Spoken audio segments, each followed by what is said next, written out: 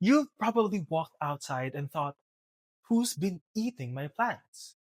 Maybe your tomato leaves are chewed, your lettuce disappeared overnight, or you see tiny holes in your squash leaves. I am Josh from Sprout Philippines and Yabong Pilipinas, here for Omaha Gardener, your host for this brand new series,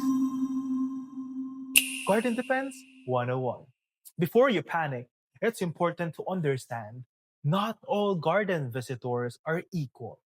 Some are pests, some are harmless, and some are actually beneficial.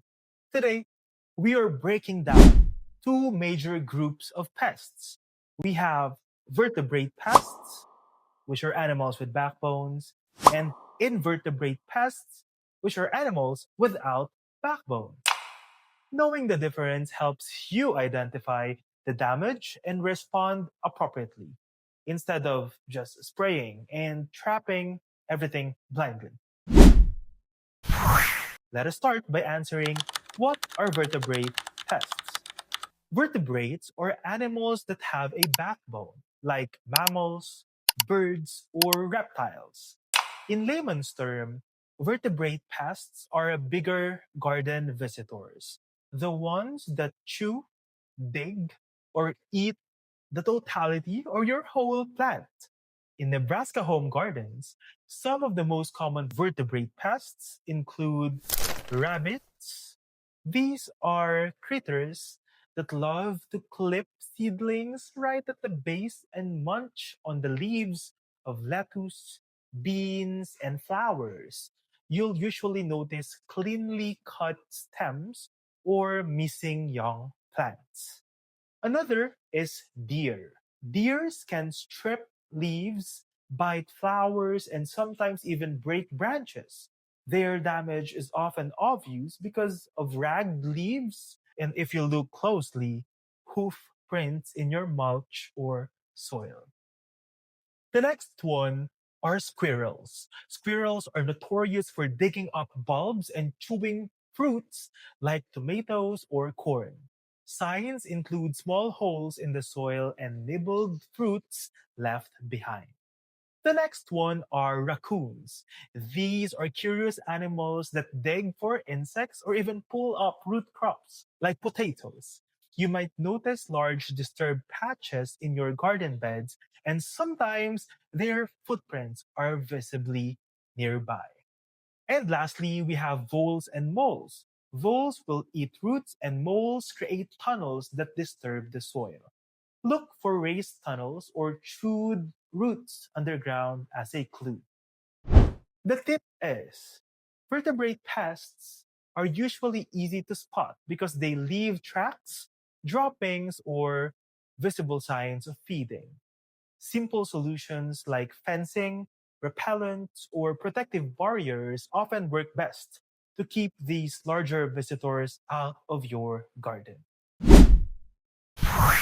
Now, let us talk about invertebrate pests. Invertebrate pests are animals without a backbone, which includes insects, spiders, and mollusks.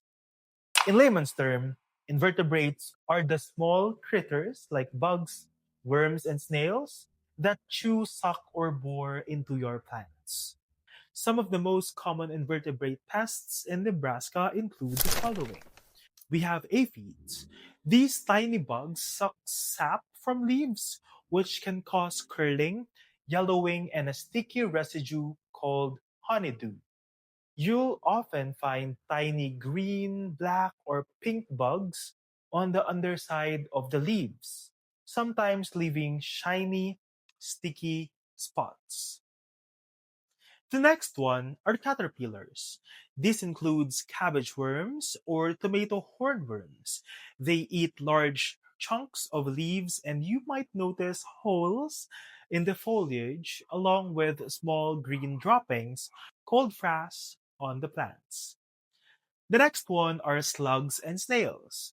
These pests chew irregular holes in tender leaves, especially during damp conditions. You may also spot slime trails on leaves or soil. The next one are Japanese beetles.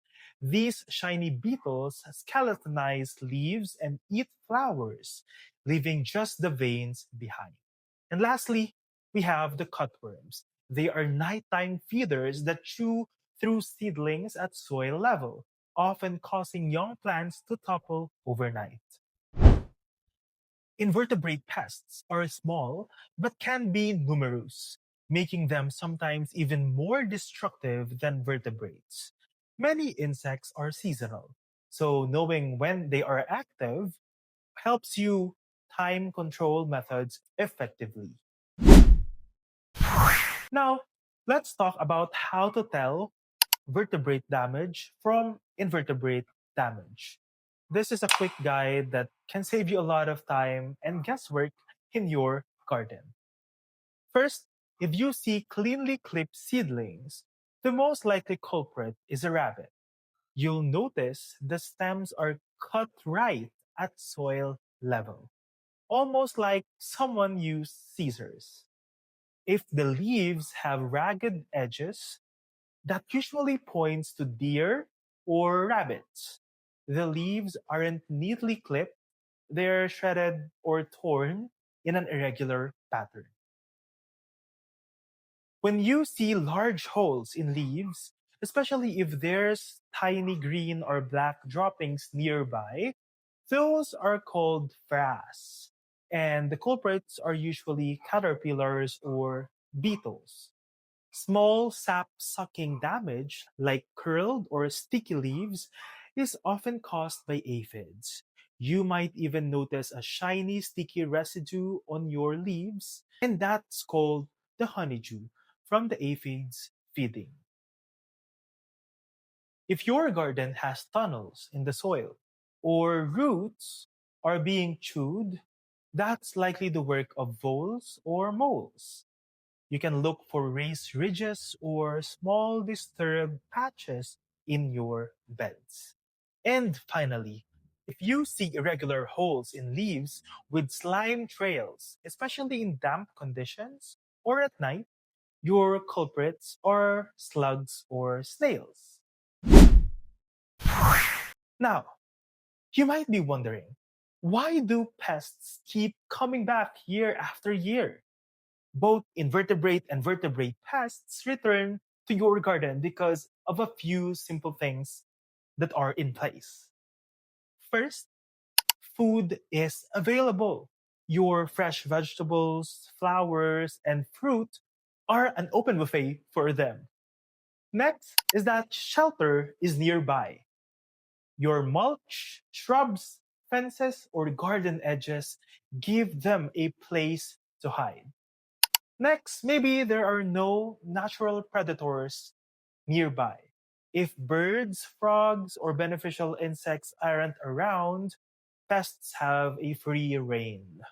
Lastly, the conditions are favorable. Warmth, moisture, and minimal barriers make it easy for them to thrive. You know what?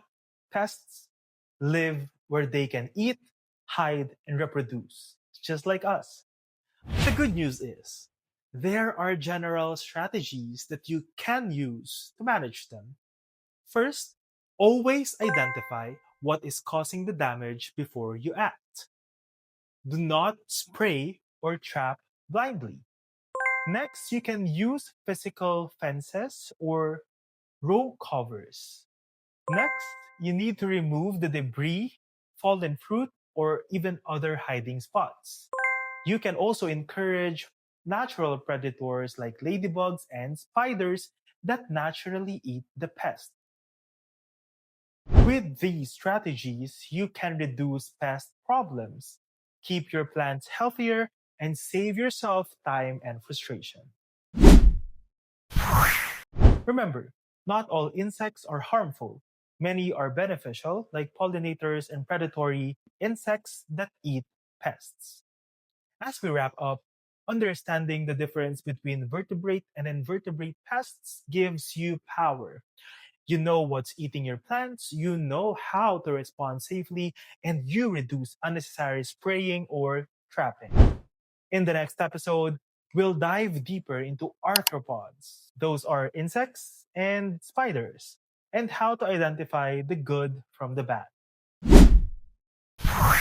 If you know someone who could benefit from this series, feel free to share it with them. Gardening is always better when we learn from each other and when we grow healthier gardens together. Until next time, keep observing, keep experimenting, and keep learning along the way. This is Josh for Omaha Gardener in our series Garden Defense 101. And remember, if you grow it, you know it. If you want to learn more about gardening, I think you will like this video.